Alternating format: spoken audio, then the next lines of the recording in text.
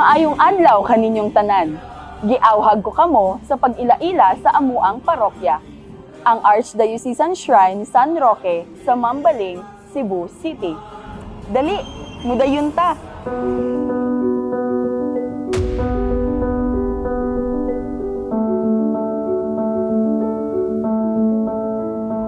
Nahimugso kini nga parokya ni adtong tuig 1972. Maisip nga batan-on pa kini nga parokyaha kay nagsaulog baya kita sa atong tibuok simbahan sa Pilipinas sa 500 years of Christianity.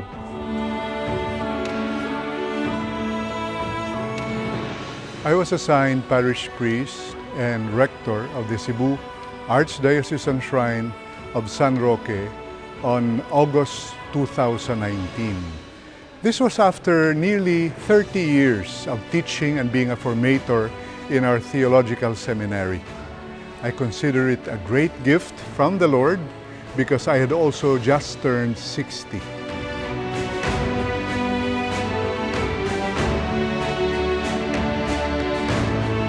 Our Cebuano Mass on Sundays, specifically at 8 o'clock in the morning, is always full.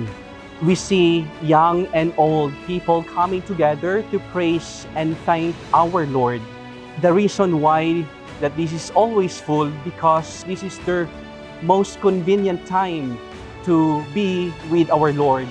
And they are coming from our 34 chapels in our parish. Typically, there are about 250 to 300 Mass attendees. But unfortunately, this is just 2% more or less of 32,000 Catholics in this part of the city. Well, there are 3 pre-pandemic surveys that show that less than 10% of our Catholic faithful go to Sunday Mass regularly. This is a big challenge. Here in our parish, our starting point for trying to do something about this is our location because we are surrounded by houses. And so one can say that San Roque is the saint next door. But then being the saint next door, having proximity, doesn't mean that people go to church. So we have been discerning about this and we are embarking on 3 initiatives, projects, programs. The first one is called Balik Simba. Balik Simba can be translated as go back to church, go back to Mass. No? And as we move forward to our golden anniversary on June 3 next year, we would like to go to the byways and highways here where people are working, playing, and talk with them, give them leaflets so that they will come back to the parish or go to Mass for the first time. So that's the first thing, Balik Simba. And yet, bringing them back needs attraction and needs to be sustained. So the second area that we have identified is formation.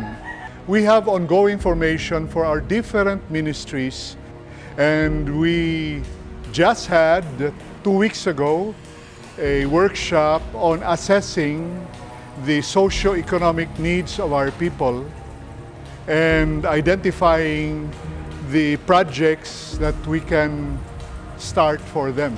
That has something to do with ongoing formation. No?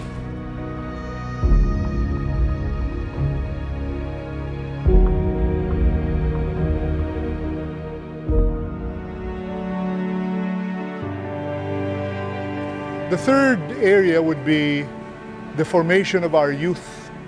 In my discussion, my discernment with the youth, they have identified 3 areas that really attract them. The first area is discovering something new. So if you have a youth encounter, there must be an element of something new. And then the second element that they look for is they want to have access to their priest and discuss anything under the sun with their priest. And the third area is they want to experience creative ways of praying. In this area of formation, I am inspired by the thoughts of Pope Francis in The Joy of the Gospel, Evangelii Gaudium. I think it's in section 200 when he says, the worst injustice that we commit to the poor, that the church commits to the poor, is substandard religious instruction. That's why I'm really trying to pay attention here, and my team, I'm trying to form formators, because when I leave in less than 3 years' time, I want this parish to be self-sustaining in many ways. Personally, and as a group, naami naganahan pagmaayo nga activity, which is called Parish Youth Assembly. I was 14 years old, isod ko sa youth. And then, kato nga panahon is, grabe jud kay ko ka maldita, grabe kay ko ka libakira. Like, kanang, wala jud padul nga na akong life kay, kanang, muna, feel ako, muna ni ako, anya, pagkaman, I really thought nga, ang youth council is pastime lang gani. Pero along the way, within experiencing also those activities, mas nakahibaw ko nga, ay naadi deeper meaning ang life. Our third focus is on the physical renovation of the shrine. But there are deeper reasons for that. No? A wise man once said, we construct our buildings, in turn our buildings form us. So there is a formative value to having the right structure. We are now in our phase 2 of our renovation.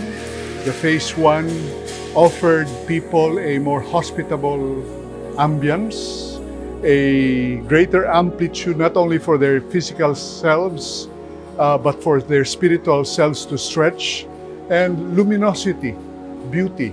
Because as Dostoevsky said, the beautiful will save the world. Now, going back to our buildings form us, no? The renovation process is itself very symbolic of our effort to form our people. That means removing certain things that are an obstacle to something new. It's also the same thing with catechism formation. We are dealing with mindsets that can be obstacles to formation. So the renovation project is both practical and symbolic. Maayong adlaw kaninyong tanan.